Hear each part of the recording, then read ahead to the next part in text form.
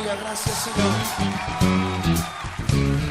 Dice la palabra del Señor que Él mismo, con voz de mando, con voz de arcángel y con trompeta de Dios, un día descenderá del cielo.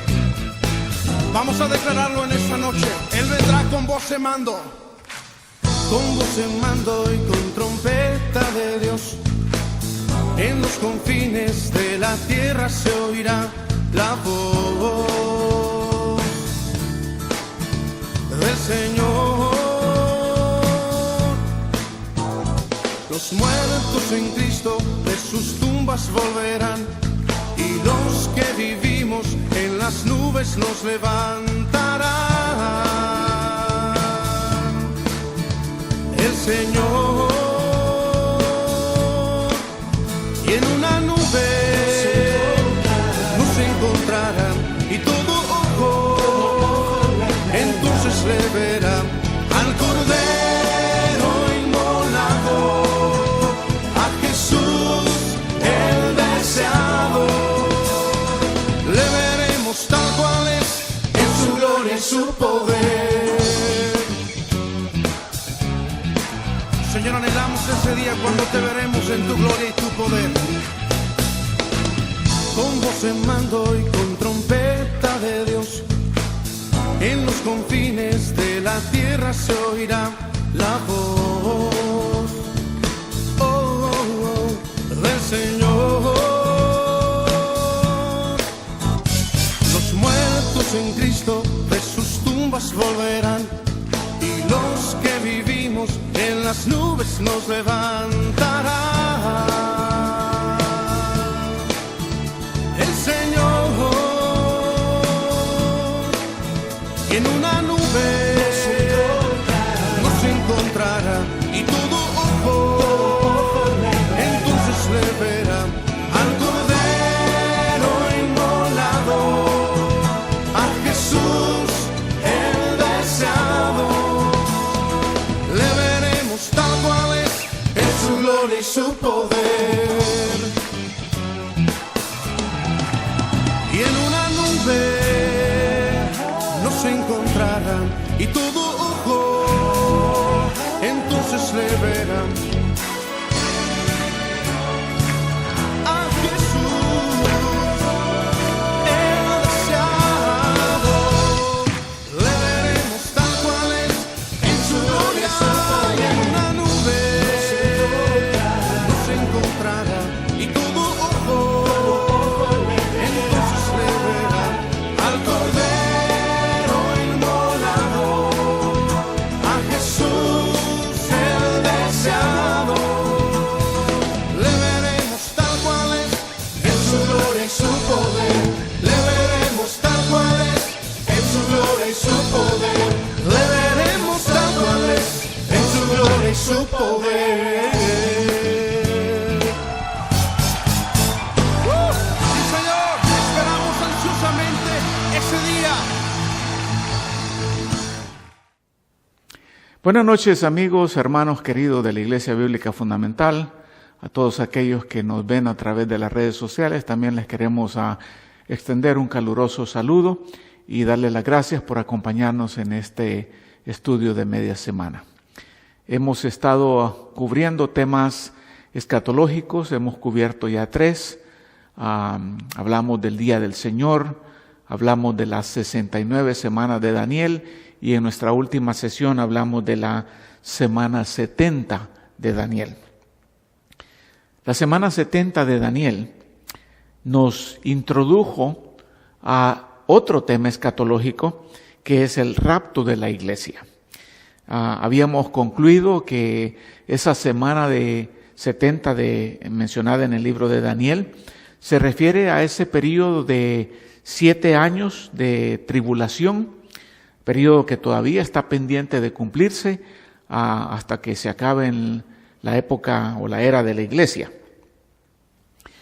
Pero, si usted recuerda, dijimos que exactamente antes de comenzar esos 7 años o esa semana 70, habría de suceder otro evento escatológico conocido como el rapto de la iglesia. Así que en eso nos vamos a enfocar en esta noche.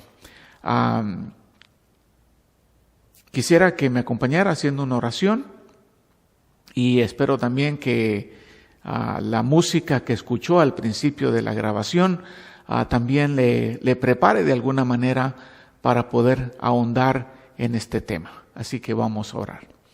Señor bendito, te damos gracias por la palabra perfecta y preciosa que nos has dejado, Señor, porque en ella encontramos la esperanza y la seguridad, especialmente para esos tiempos difíciles que tú mencionas en las Escrituras.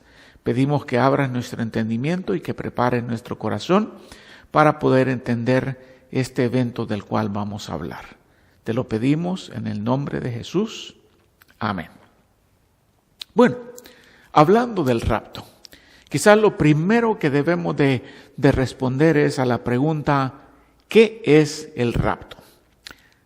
Dice 1 Tesalonicenses capítulo 4, que es el pasaje que nos interesa en esta noche, 4:13 en adelante. Dice Pablo a los tesalonicenses: pero no queremos, hermanos, que ignoren acerca de los que duermen, para que no se entristezcan como lo hacen los demás que no tienen esperanza. Porque si creemos que Jesús murió y resucitó, así también Dios traerá con él a los que durmieron en Jesús. Por lo cual les decimos esto por la palabra del Señor, que nosotros, los que estemos vivos y que permanezcamos hasta la venida del Señor, no precederemos a los que durmieron. Pues el Señor mismo descenderá del cielo con voz de mando, con voz de arcángel y con la trompeta de Dios, y los muertos en Cristo se levantarán primero. Entonces, nosotros, los que estemos vivos y que permanezcamos, seremos arrebatados juntamente con ellos en las nubes al encuentro del Señor en el aire, y así estaremos con el Señor siempre. Por tanto, confórtense unos a otros con estas palabras. Ese verso 17 dice que seremos arrebatados juntamente con ellos. Le llamamos el rapto. ¿Por qué? La palabra rapto en español proviene de la palabra latina rapio, que significa arrebatar, tomar por la fuerza hasta cierto punto, o también significa llevarse algo, arrebatar y llevarse. Pero es importante recordar que en el Nuevo Testamento, el cual fue escrito en griego, no encontramos rapio, ese es latín, pero sí encontramos un término bastante interesante que es harpazo, pronunciado harpazo en griego, sería pronunciado arpazo en español porque la H es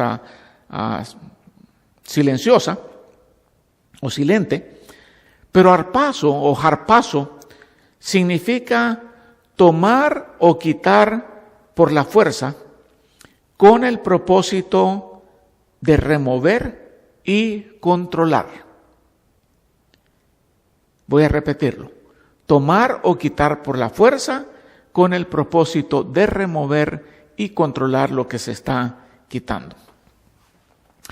Quizás algo que te podría dar una idea de el uso y el significado de este término harpazo es una criatura mitológica de la literatura griega que se llamaban las arpías en español o harpías en el griego.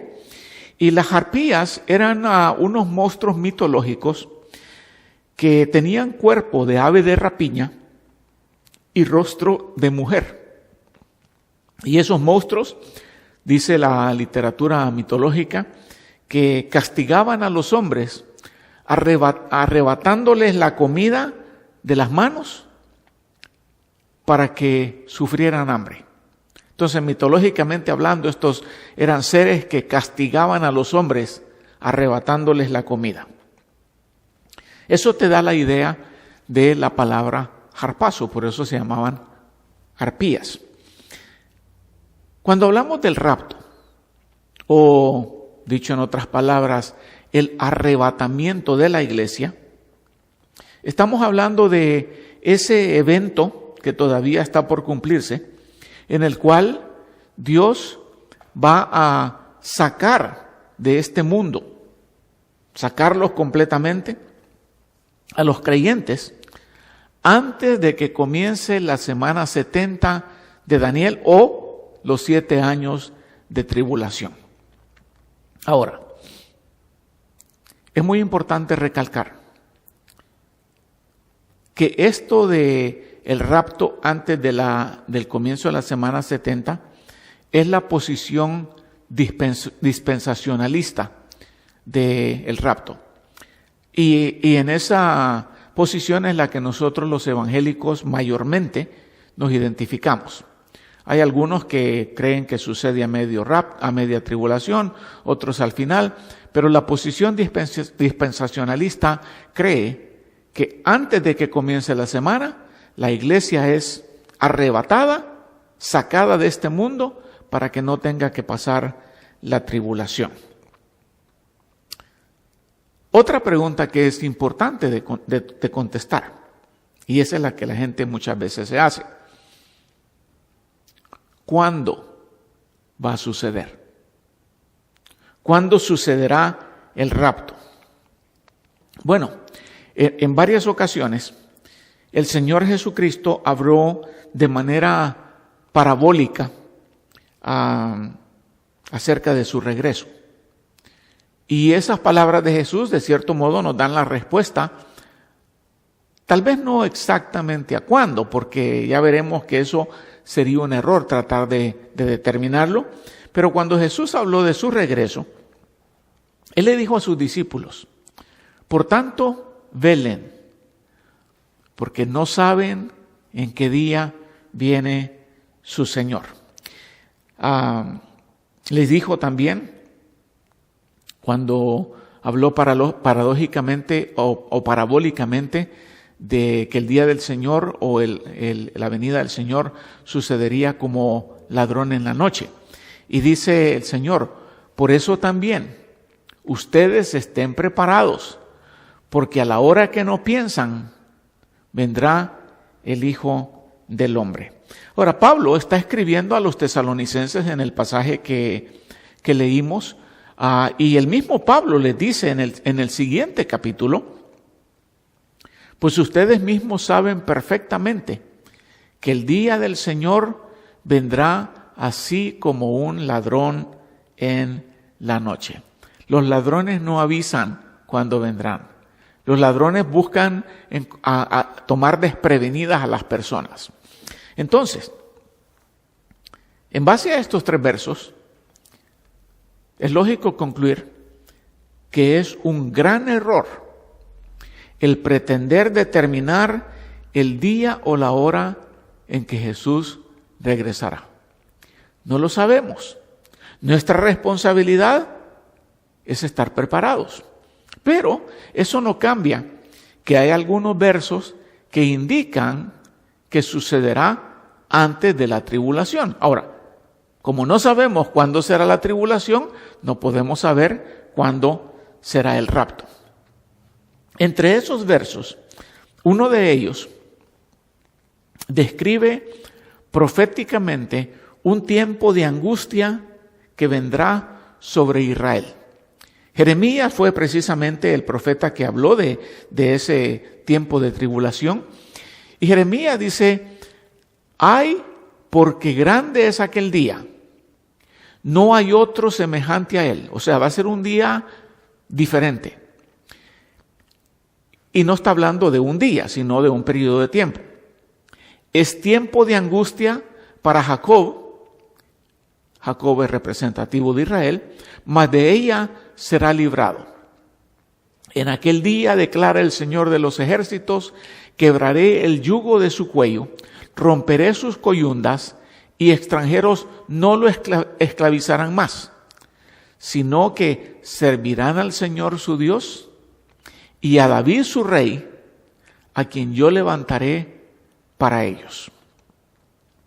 Todos sabemos que Israel está alejado de Dios.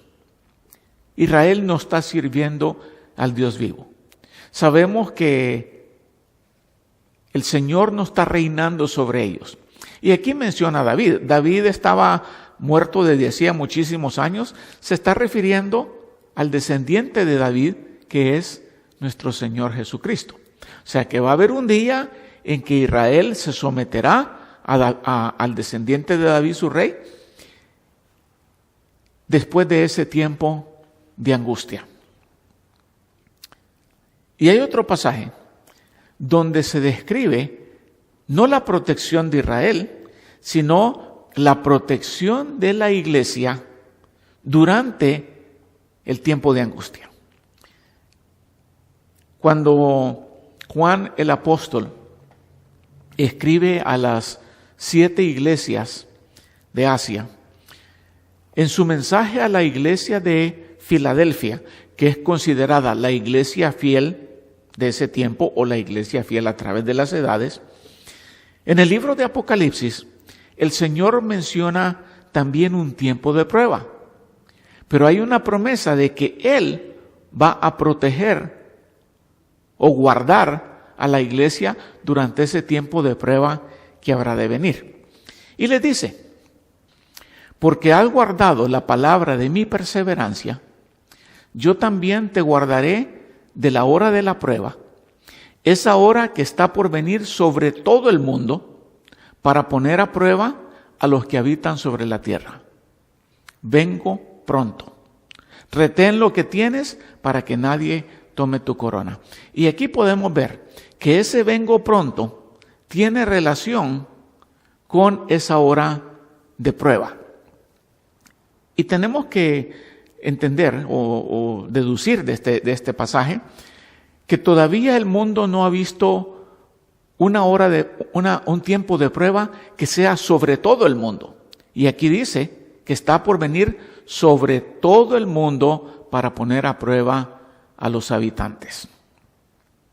Ahora, otra cosa importante de observar acá, habla de guardar. En el griego se usa una palabra que es teiro, para traducida guardar, retener y preservar. Esa es la que está usando aquí.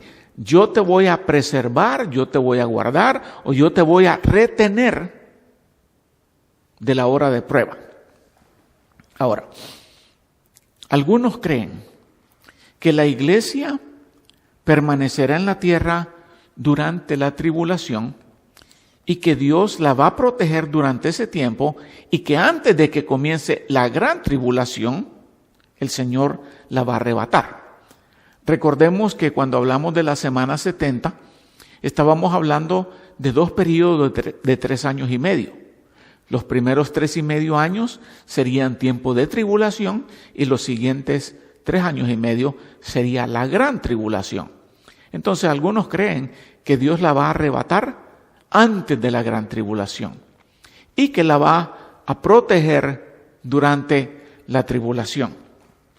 Pero entonces, ¿qué significado tendrían las palabras de Pablo a los tesalonicenses cuando les dice: confórtense unos a otros con estas palabras? ¿Cuál sería el objetivo de eso si tendríamos que pasar por la gran tribulación o por la tribulación? Otros creen que la iglesia va a pasar todo el periodo, que Dios solamente la va a estar protegiendo y que al final de los 7 años, entonces el Señor la arrebataría. Pero entonces, ¿cuál sería el chiste o la gracia de arrebatarlas cuando ya pasó todo el tiempo difícil? Para que entendamos mejor, he preparado aquí unos diagramas que presentan las diferentes posiciones. Vuelvo a repetir, nosotros tomamos la posición dispensacionalista, la cual cree que el rapto o el arrebatamiento va a suceder inmediatamente antes de que comiencen esos 7 años. Y he tratado de representártelo aquí en estos diagramas. Esta es la posición que cree en el rapto antes de la tribulación. Esos 7 años van a ser 7 años en que será derramada la ira de Dios. En los primeros 3 años y medio no en tan severo grado, pero en los siguientes 3 años y medio, la gran tribulación va a ser derramada con más severidad. Ahora, en la semana 70 de Daniel, que estudiamos la semana pasada, habíamos hablado de que todo comenzaría con el engaño del anticristo a las naciones. Entonces, la posición dispensacionalista o pretribulación cree que cuando el anticristo engaña a las naciones, va a ser el comienzo de esos 7 años y que en ese momento el Señor va a venir en las nubes, que es lo que está representado por la flecha roja, y va a retener, arrebatar o llevar a la iglesia para que no tenga que pasar por esos 7 años y de esa manera preservarla o protegerla de la hora de prueba. La otra posición que acabo de mencionar es de aquellos que creen que el rapto va a suceder a mediados de la tribulación, que el anticristo va a engañar a las naciones, van a pasar 3 años de tribulación y la iglesia va a permanecer ahí y que la mano poderosa de Dios la va a proteger y que antes de que comiencen los segundos 3 años y medio, o sea, la gran tribulación o la ira severa de Dios, entonces se la llevará. Pero lo interesante es de que esta posición solamente pone la ira de Dios durante 3 años y medio. Y que la iglesia va a sufrir por la tribulación y que después de esos 7 años y medio, el Señor Jesucristo regresará a la tierra. La primera porción es en las nubes, la otra regresa a la tierra para establecer su reino milenial después de haber destruido al anticristo. Y la tercera posición, que es la más difícil de creer, es de que la iglesia va a pasar por toda la tribulación y la gran tribulación, y que durante esos 7 años la ira de Dios va a ser derramada sobre las naciones y la iglesia solamente va a estar protegida por Dios durante ese tiempo y que al final de ese tiempo, entonces el Señor viene en las nubes y se lleva a la iglesia. Pero la pregunta sería, ¿cuál sería el propósito de llevarse a la iglesia después de que todo eso ha pasado? ¿De qué manera la estaría reteniendo o preservando? Si el Señor dice, te guardaré de esa hora de prueba que vendrá sobre todo el mundo. Entonces, con eso hemos respondido. ¿Qué es el rapto? ¿Cuándo sucederá el rapto? Y ahora debemos de responder a la pregunta, ¿cómo será el rapto? ¿Cómo será el rapto? Tesalonicenses nos da una idea de cómo va a ser, pero en su carta a los Corintios, el apóstol Pablo nos da más información acerca de dicho evento. Y por la manera en que Pablo lo dice, sería muy difícil argumentar que no se está refiriendo al mismo evento que mencionó en la carta a los tesalonicenses. Muy difícil decir, no está hablando de dos cosas diferentes. ¿Por qué? Porque esto es lo que Pablo dice a los Corintios en capítulo 15, versos 51 al 53. Así que les digo un misterio. No todos dormiremos, no todos nos moriremos, igual a lo que dijo a los tesalonicenses. Pero todos seremos transformados en un momento, dando a entender vivos y muertos. En un abrir y cerrar de ojos, a la trompeta final, pues la trompeta sonará y los muertos resucitarán incorruptibles y nosotros seremos transformados, porque es necesario que esto corruptible se vista de incorrupción y esto mortal se vista de inmortalidad. ¿Qué nos dice entonces este verso? o estos versículos. Nos dice que si está hablando del mismo evento a los tesalonicenses, el rapto va a ser un momento de transformación de los creyentes. Y aquí lo dice usando esa palabra. Todos seremos transformados. Pero aquí vale la pena mencionar que Pablo se aseguró de no usar el conocido verbo metamorfo, que significa cambio de forma, un verso que había usado en la carta a los romanos y en otros casos más. Un verbo bastante conocido para los creyentes, pero él se aseguró que en este caso él habría de usar un verbo diferente, álazo. ¿Por qué? Porque metamorfo es un cambio de forma, pero álazo es causar una diferencia alterando el carácter o la naturaleza de algo. En otras palabras, cambiar de cierto modo lo inherente, la esencia, no solo por fuera, sino por dentro. Entonces, en el momento del rapto, el Señor hará un cambio en el cuerpo de los creyentes, no de forma, porque seguiremos teniendo la misma forma, sino un cambio de carácter o naturaleza. Él va a cambiar lo corruptible en incorruptible. Y ese no es cambio de forma, es cambio de naturaleza. Algo que antes se echaba a perder, ahora ya no se echa a perder. Y dice también que el rapto sucederá instantáneamente, si es que está hablando del mismo evento. Porque dice, será en un abrir y cerrar de ojos. ¿Cómo le llamamos a un abrir y cerrar de ojos? ¿Te has puesto a pensar en eso? Le llamamos un parpadeo. Y Pablo, cuando usa este término, nos está hablando de que va a ser algo súper rápido, instantáneo. ¿Alguna vez has pensado cuánto tiempo dura un parpadeo? Y yo sé que ahorita empezarás a probar con tus ojos. ¿Cuánto durará? Bueno, de acuerdo a investigaciones que se han hecho, uno de los investigadores dice que un parpadeo toma entre 100 y 150 milisegundos. Si dura bastante, 150 milésimas de segundo. Eso quiere decir que una persona puede parpadear entre 7 y 10 veces en un segundo. Súper rápido. Y dice que así va a ser.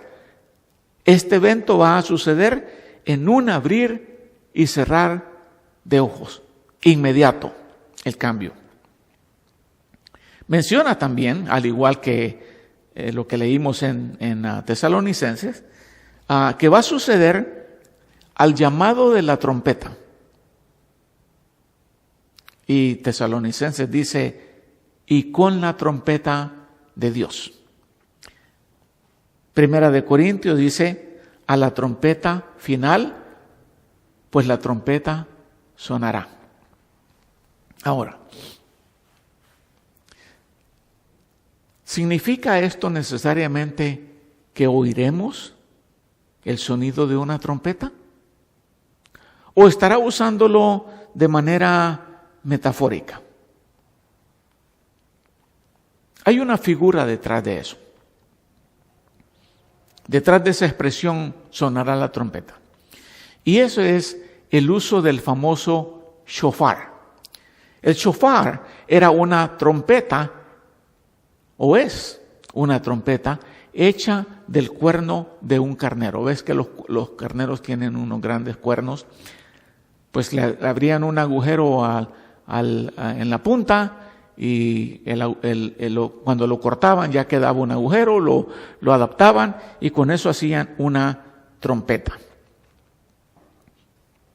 Pero ese shofar era usado en 2 ocasiones principalmente. Era usado en ocasiones de gozo, como una expresión de alegría, y era usado en las guerras para reunir al ejército o para llamar a todo el pueblo a reunión.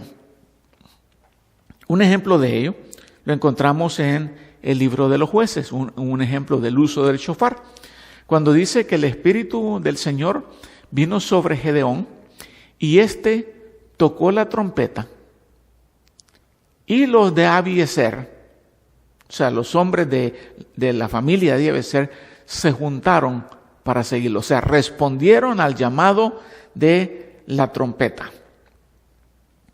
En el libro de Nehemías encontramos otro uso del shofar, cuando dice que Nehemías le da la instrucción a los constructores de las murallas. En el lugar que oigan el sonido de la trompeta, reúnanse ahí con nosotros y nuestro Dios peleará por nosotros. Hablando de reunión y hablando de listos para la batalla.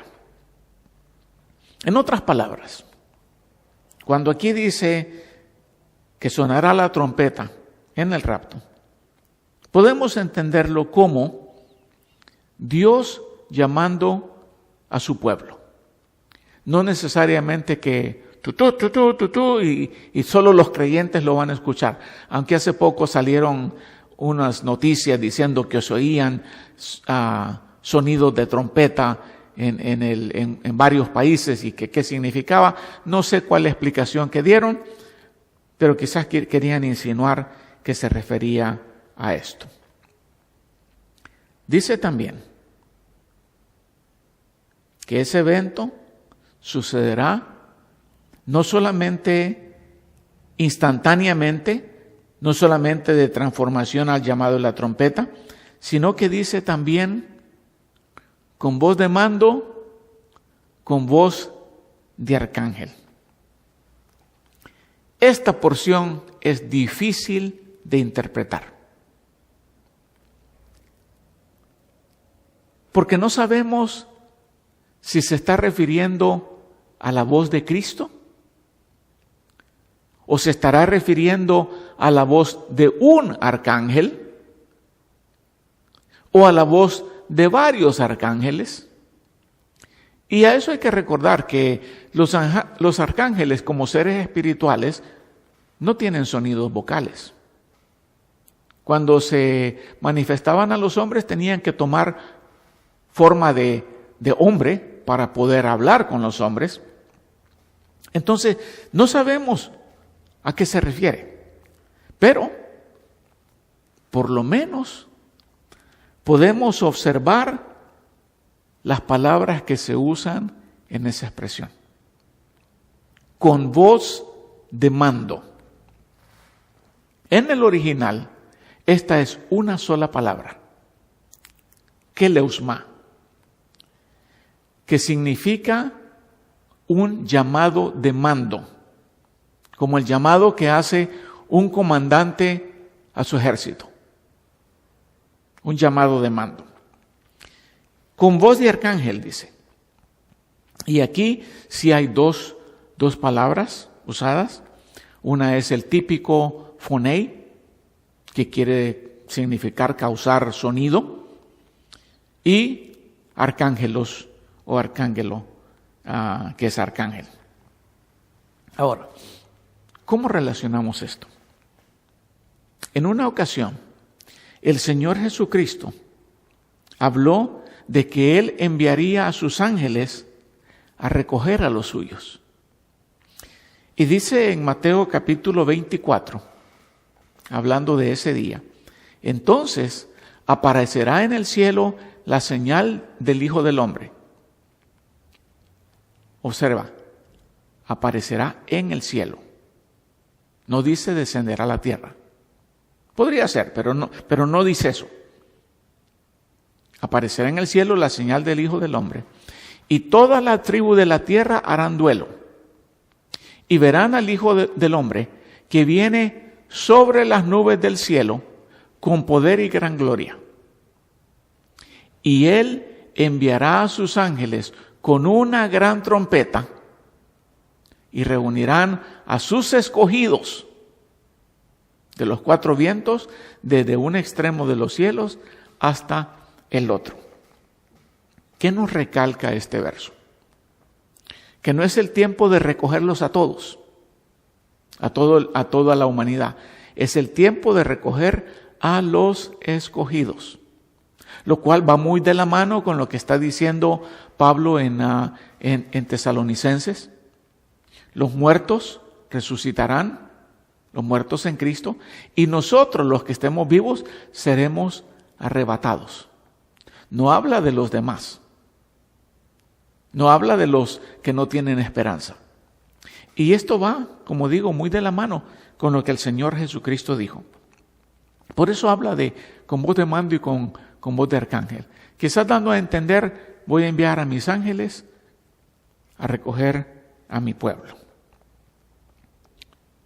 Lo bueno del rapto. Y esto viene a confirmar lo que dije anteriormente, que de acuerdo a Pablo, el rapto es motivo de esperanza. Confortaos o animaos los unos a los otros con estas palabras, le dijo a los tesalonicenses. Para mí que la enseñanza del rapto es la respuesta de Pablo a la preocupación que tenían los creyentes de Tesalónica con respecto a qué pasaría con los creyentes que ya habían muerto cuando Cristo regresara. ¿Cómo lo sé? Bueno, porque el pasaje 4:13 comienza diciendo: no quiero que ignores acerca de los que duermen. Como que no tuvieras esperanza. Esto es lo que va a pasar con los que duermen. El Señor descenderá y esos muertos van a resucitar. En otras palabras, dando a entender, no hay razón para que te entristezcas, para que no se entristezcan como lo hacen los que no tienen esperanza, dice. Los creyentes tienen una esperanza, que cuando Cristo venga, sus muertos en Cristo se levantarán de la tumba. Y dice el verso 16, porque el Señor mismo descenderá del cielo con voz de mando, con voz de arcángel, con la trompeta de Dios, y los muertos en Cristo se levantarán primero. ¿Cómo se levantarán? Bueno, de acuerdo al pasaje que acabamos de leer en la carta a los Corintios, los muertos se levantarán con un cuerpo incorruptible, un cuerpo que no tendrá que morir más. ¿Por qué? Porque la muerte ya ha sido vencida. Y Pablo le dice eso a los romanos también, la seguridad que nos da la muerte de Cristo. Pablo le dice a los romanos, sabiendo que Cristo, habiendo resucitado de entre los muertos, no volverá a morir. La muerte ya no tiene dominio sobre él. Y eso es precisamente lo que va a suceder cuando el Señor venga en las nubes y esos muertos salgan de la tumba. Ya no van a poder volver a morir. Ya la muerte ha sido vencida. Y a los corintios, en el pasaje que estábamos discutiendo, les dice, capítulo 15, versos 54 y 55, pero cuando esto corruptible se haya vestido de incorrupción y esto mortal se haya vestido de inmortalidad, entonces se cumplirá la palabra que está escrita. Devorada ha sido la muerte en victoria. ¿Dónde está, oh muerte, tu victoria? ¿Dónde, oh sepulcro, tu aguijón? En otras palabras, ya la muerte no les podrá causar daño.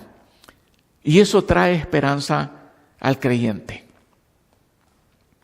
Pero ¿qué de la esperanza con respecto a los que estén vivos?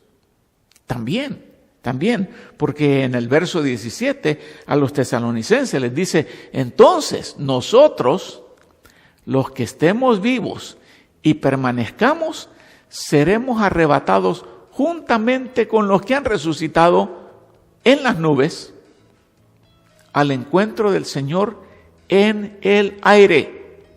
Y así estaremos con el Señor siempre. Ahora, aquí esta expresión al encuentro del Señor en el aire parecería confirmar que sí, la segunda venida de Cristo es un evento con dos sucesos. Si sabes un poco sobre eventos y sucesos, los eventos están compuestos de varios sucesos. Y en la segunda venida vemos dos sucesos. Cuando Él viene en el aire, en las nubes, y arrebata a su iglesia. Y el segundo suceso, cuando Él literalmente desciende a la tierra. Esos dos componen la segunda venida del Señor. Y dice: y así estaremos con el Señor siempre. Y esa es parte de la esperanza del creyente. Para mí no hay mucha esperanza en saber, y tengo que pasar la tribulación o tengo que pasar la gran tribulación.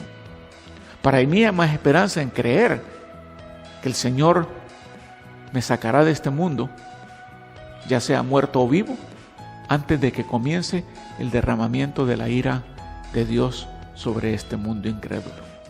Y para eso es precisamente el arrebatamiento o el rapto de la iglesia. Espero que con esto haya ayudado para clarificar algunas dudas, para clarificar las diferentes posturas sobre el momento del arrebatamiento. Tú puedes creer la que tú quieras. Yo me identifico con de que el Señor viene antes de que comience los 7 años de tribulación. Espero que esa sea tu posición y tu esperanza también. Y con eso concluimos el evento escatológico conocido como el rapto.